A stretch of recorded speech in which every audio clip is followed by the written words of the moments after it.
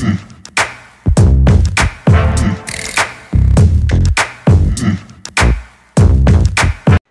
what is going on, everybody? This is Beanie, and today we are going to be doing another countdown episode where I count down top 10 lists, various top 10 lists that I can think of with my big brain. But today we're going to be counting down the top 10 first basemen that are currently available in MLB The Show through one way or the other. So yeah, let's fucking do it. At number 10, we have Eric Karros. And guys, let me just say that this list was really hard to do to start. I mean, it is insane how similar a lot of first basemen are. They all, are great hitters, and they all just kind of, have okay defense that doesn't really matter that much. So it's really hard to kind of put this top 10 list together. It's even harder than the bullpen, the bullpen list that I did. But I think I really kind of nailed down, once I really looked into everybody, I think I nailed down the top 10 guys, and I had to cut a few guys that you guys may be expecting, but I don't know, I just feel like these are the ones that stand out the most. But Eric Karros has a few things going for him. He against righties, he has these weird reverse splits where, he has okay contact versus righties, but phenomenal power. And then versus lefties, he has fantastic contact, but not a lot of power. And his vision is kind of low at 63, so your PCI isn't going to be the biggest. His defense is pretty good, though. His defense, he doesn't have the best reaction, and I do think that that's kind of important on the corner infield. But whenever he can get to a ball, he's not going to make a ton of mistakes with 76 fielding. Arm accuracy isn't, super important or anything like that. And also, he's one of the faster first basemen with 59 speed. And that's another thing, guys, that just kind of reminds me of this. I'm not going to put anybody on here that has a secondary at first base. It's primary positions exclusively. Okay, I'm actually filming this after I finished my my countdown, and I'm actually going to change who I put at number 10. Originally, I had Eric Karros, but I'm going to knock him off, and I'm going to put the live series McGee. After looking at this card again, he's just better against, he's just better all around than that Karros card. Even though that Karros has all that power versus righties, McGee is just, he's more balanced. He does everything a little bit better except that power versus righties. I just like this card a good deal better than that Karros. Plus, he has good defense and everything like that, and he has that secondary at third base. So yeah, I'm just gonna have to edit this in as the number 10 guy and kind of cut out Karros. But that Karros card is good too. I'll say that that's an honorable mention, even though you won't really see me talk about him or anything. Coming in at number 9 is Orlando Cepeda, and man, this card. It is one little attribute away from shooting into probably the top 3. This guy is a tremendous hitter. He crushes left-handed pitching like he's insane. He has some of the highest vision for a first baseman. I actually don't know. I'll have to kind of look through while I'm doing this, but I don't think there's a first baseman that has higher vision, so his PCI is going to be plenty big. He has great contact versus righties, but his power is just not there versus righties, so I couldn't justify putting him any higher on the list. And kind of like Karros, though, he does have better speed for a first baseman. There are a lot of first basemen, you get them for their bat, but they only have like 15 speed, and it's happened a few times with me that I'll hit like a line drive into right field, like a really hard hit ball, and the right fielder picks it up and throws me out at first like it's nothing. It can be kind of frustrating, so even though it's not like a huge benefit to have 59 or 60 speed or whatever, it does allow you to not have to worry about that, and you can take an extra base here or there when some other guys may not be able to. Okay, and at number 8, we have probably the most unfortunate card in this game, and that is Fred McGriff. This Fred McGriff card, it sucks, man. It really does. Because the way you get him is through the team epic with the Braves, but in order to do the team epic, you have to do the Braves team collection, which involves getting Freddie Freeman, who, you know, spoiler alert, he's the next guy on this list, and he is just like a little bit better than this McGriff card. So, you know, it kind of sucks that, you know, there's really not a lot of incentive to do the entire Braves collection because the rewards for it are so redundant. You know, they block each other and neither one of them have secondaries. So it kind of sucks that they put McGriff as the team epic, but this is a really good card nonetheless. He has against righties, he's a righty killer, and against lefties, you know, he's not fantastic, but 67, 70, 73 is enough to where, you know, you can platoon him if you want to. You can get him and Cepeda and use them in a platoon together, but I don't think it's like 100% necessary. Like, you can get the job done with this guy. And, you know, you may look at him and be like, well, man, his hitting stats don't look as good as Cepeda's and maybe even Karros's. The big difference to me, though, is that he's left-handed. And a lefty that can crush righties and is just semi-competent versus lefties, to me, gets the edge over a righty who you know, may have one or two flaws in their game. And that leads me into Freddie Freeman, old Frederick. You know, it was kind of tough to sort between him and McGriff. They're awfully similar in a lot of ways. But I'm a huge Braves fan, and Freddie Freeman is probably my favorite player in baseball right now. He's just absolutely killing it. I love him. I love the fact that he hugs everybody. He's just an awesome guy overall. And plus, Freddie Freeman has the benefit of playing up with inside edge. Like, he has that inside edge bonus that Fred McGriff doesn't have. So that gave him the edge in my book. He hits righties great. He has great contact, great power. And against lefties, he's kind of like McGriff. He's not going to be fantastic, but he's going to definitely be competent enough to get the job done and make it to where you don't really have to platoon him. And you have the added bonus of he has some of the better defense that you'll find at first base. This guy just went diamond, so he had a lot of his attributes upgraded. And I think it's a much better, even though I think he's a little bit better against lefties in real life than this game is really giving him credit for. I think right now he's like 7 for 14 against lefties with like a couple home runs. He's been great against lefties this year. And he's always kind of been pretty good. He's never had like insane splits. So I think it's a little bit off in their assessment of him. But the only reason I know that is because I'm like a huge fan of Freddie Freeman. But anyways, yeah, so this guy comes in at number 7 on my list, and number 6 is Joey Votto.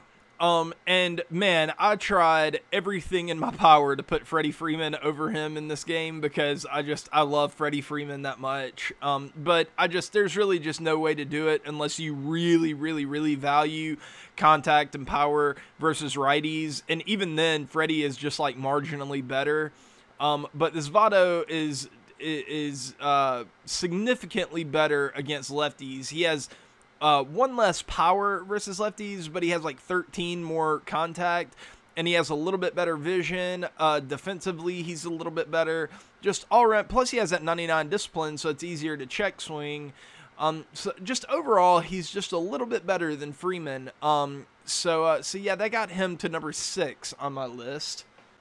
Okay, and now we're starting to get into the big daddies. We have Adrian Gonzales at number 5, and this card is an absolute monster. Against righties, one of the best hitting cards in the game, no doubt about it. And against lefties, I don't know, it's very strange. I mean, you hardly ever see a guy that has 96 power versus one side and 45 versus the other. I don't know, it just seems kind of odd to me. It seems like his contact and power, maybe his contact should be a little lower and his power should be a little higher. I mean, it just seems kind of weird to see guys like this, but Mauer was like this last year. And that's kind of my comparison for this guy, at least offensively. It's kind of like the Joe Mauer with a little bit less vision, but you know, I don't know. He's a great card. Against righties, he's going to destroy the ball. He might be kind of tough to use, though, against lefties, even though he has that great contact, because if you get a hold of a ball a lot of times it's just going to be like a fly out at the warning track because he doesn't have the power to get it done. And because of that, I couldn't justify putting him any higher on the list, but I still think just the sheer goodness of him against righties is enough to put him in the top 5. Coming in at number 4 is the 93 Willie McCovey. This card is a monster against righties, just like almost every other left-handed first baseman that I considered for this. But against lefties, he's really good too. 77, 73, 73, 73 vision. And that's better than any other left-handed first baseman that I've talked about so far. Just marginally better, but still it's better. I guess Votto, you could say maybe a little better because his contact is higher, but that power, I think, really comes into play there when facing lefty on lefty. He also has decent defense, not incredible defense or anything like that, but this card is just an absolute monster. If you can get your hands on this card, I think it's totally worth it. Even though, you know, I've said it in the past a lot that first base is an oversaturated position that you can fill easily, and you can even, like, a guy kind of argued with me about this the other day. He thought it was bullshit that I was playing Reggie Jackson at first base, and I didn't really understand that because you do take a defensive hit there and they will hurt you every now and then, but the problems with playing a guy there is pretty marginal compared to just what you get from them offensively. And yeah, I think that that because of that, it's not the best idea to go out and use a lot of resources on getting like a top-notch first baseman, just because the position can be filled so easily. And coming in at number 3 is a bit of a surprise, and a lot of you might disagree with this, but it's the 92 Will Clark. And the main reason I put him on here is because he's a lot like the McCovey, you know, good versus righties. He's a monster, good contact power and vision. But against lefties, he is terrific. I mean, you can't, I mean, he's great. 84 contact with 78 power.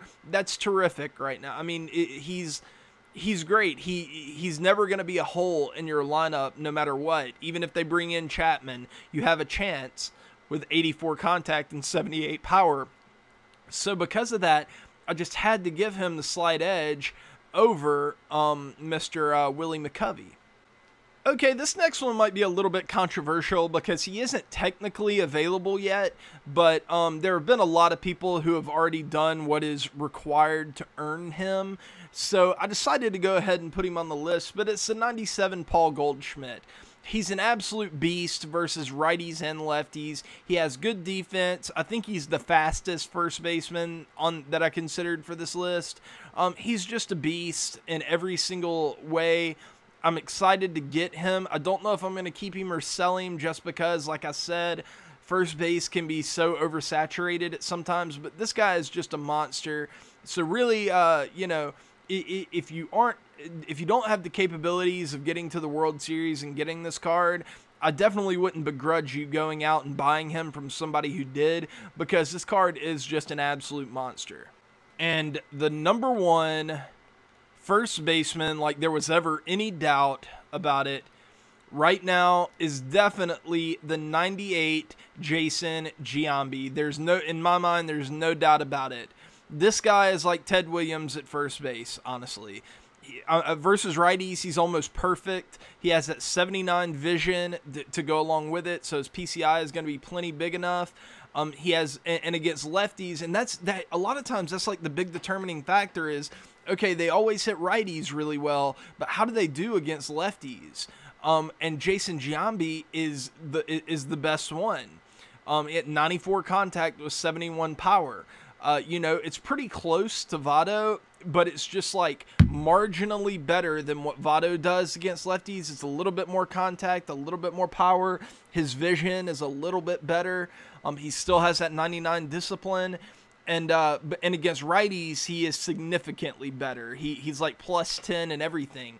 So because of that, this guy, I don't see any, you know, unless you really value defense, I guess, I don't really see any reasonable arguments of how this guy wouldn't be definitely top 3 And honestly, I don't even see an argument against him being the #1 overall. Like, he's fantastic. And if he played a different position, this would be one of the best cards in the game, probably. But, you know, he just plays at a position that's so oversaturated that he is going to have to settle for being the best at his, you know, position, which is first base. And it's kind of unfortunate, because I don't think that this card is worth going out and spending the stubs on just because he's so expensive, and first base isn't tough to fill. But that doesn't change the fact that this card is just a beast in every sense of the word. Okay, guys, that is going to do it for this list. And for a list of honorable mentions, I'm not going to talk about them, but I'll just talk about a couple guys who ended up missing the list. And that is 93 Edwin Encarnacion. He was very, very close. The 91 Eric Karros narrowly missed. Anthony Rizzo just missed. And the 89 Paul Konerko. He just missed being on the list, but all these other guys, I think, you know, it's well deserved that they were in the top 10. But yeah, tomorrow I will be coming out with my top 10 second basemen currently available in the game. I'm gonna save catcher for last, because I think catcher right now is pretty thin, and I would kind of like them to release a couple more before I do my top 10 catcher list, just to kind of give me a few more options, because if I did it now, there would likely be like several, you know, silver, maybe even like a bronze on there or something. I don't know. Catcher's just not very good. But anyways, guys, that is going to do it. I will see y'all tomorrow. Sorry I had that on that McGee. I had to shoot it kind of like backwards or whatever.